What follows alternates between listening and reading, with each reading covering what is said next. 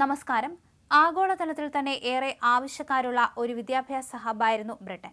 വിവിധ രാജ്യങ്ങളിൽ നിന്നായി ലക്ഷക്കണക്കിന് വിദ്യാർത്ഥികളായിരുന്നു ഇവിടെ പഠനത്തിനായി എത്തിയിരുന്നത്. എന്നാൽ ഇപ്പോൾ ബ്രിട്ടന്റെ ശോഭ കെടുകയാണ്.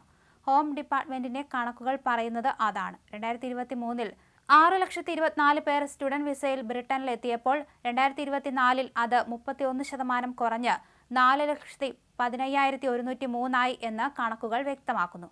നെറ്റ് മൈഗ്രേഷൻ കുറയ്ക്കുന്നതിനുള്ള നടപടികൾ യുകെയിൽ നിന്നും വിദേശ വിദ്യാർത്ഥികളെ അകറ്റിയതായി 141 സ്ഥാപനങ്ങളെ പ്രതിനിധീകരിക്കുന്ന സംഘടനയായ യൂണിവേഴ്സിറ്റീസ് UK പറയുന്നു. വിദേശ വിദ്യാർത്ഥികളെ എപ്പോഴും സ്വാഗതം ചെയ്യുന്നുവെന്നും എന്നാൽ നിലവിലുള്ള തലത്തിലേക്ക് നെറ്റ് മൈഗ്രേഷൻ ഉയരുന്നത് അനുവദിക്കാനാവില്ല എന്നുമാണ് സർക്കാർ പറയുന്നത്.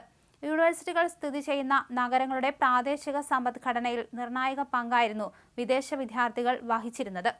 പടിഞ്ഞാറൻ മിഡ്ലാൻഡ്സിലെ കവൻട്രി അത്തരത്തിൽ പ്രധാനമായും വിദേശ വിദ്യാർത്ഥികളെ ആശ്രയിക്കുന്ന ഒരു നഗരമാണ്. 2022-23 കാലത്തിൽ 10,000-ത്തിലധികം വിദേശ വിദ്യാർത്ഥികളായിരുന്നു ഇവിടെ ഉണ്ടായിരുന്നത്. ലണ്ടന് പുറത്ത് ഏറ്റവും അധികം വിദേശ വിദ്യാർത്ഥികളുള്ള രണ്ടാമത്തെ നഗരമായിരുന്നു കവൻട്രി.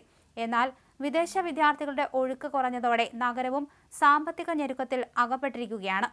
പഠനത്തിനുള്ള ചെലവ് കണ്ടെത്താനായി മിക്ക വിദേശ വിദ്യാർത്ഥികളും പാർട്ട് ടൈം ജോലികളിൽ ഏർപ്പെടാറുണ്ട്. ഇപ്പോൾ അത്തരത്തിലുള്ള ജോലികൾ ലഭിക്കുന്നില്ല എന്നതും വിദേശ വിദ്യാർത്ഥികൾക്ക് തിരിച്ചടിയായിട്ടുണ്ട്.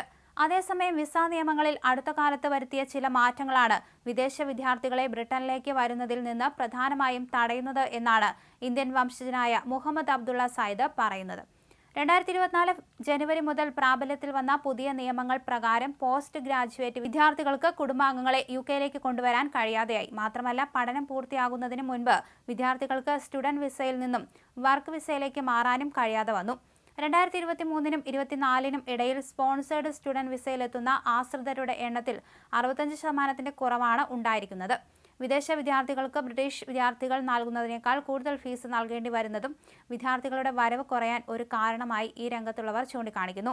വിവിധ കോഴ്സുകൾക്ക് വിദേശ വിദ്യാർത്ഥികൾ പ്രതിവർഷം 16,800 പൗണ്ട് മുതൽ 20,500 വരെ നൽകേണ്ടി വരുമ്പോൾ യുകെയിലെ വിദ്യാർത്ഥികൾ നൽകേണ്ടത് 9,250 പൗണ്ട് മാത്രമാണ്. വരുന്ന സെപ്റ്റംബറിൽ ഇത് 9,535 പൗണ്ടായി വർദ്ധിക്കും.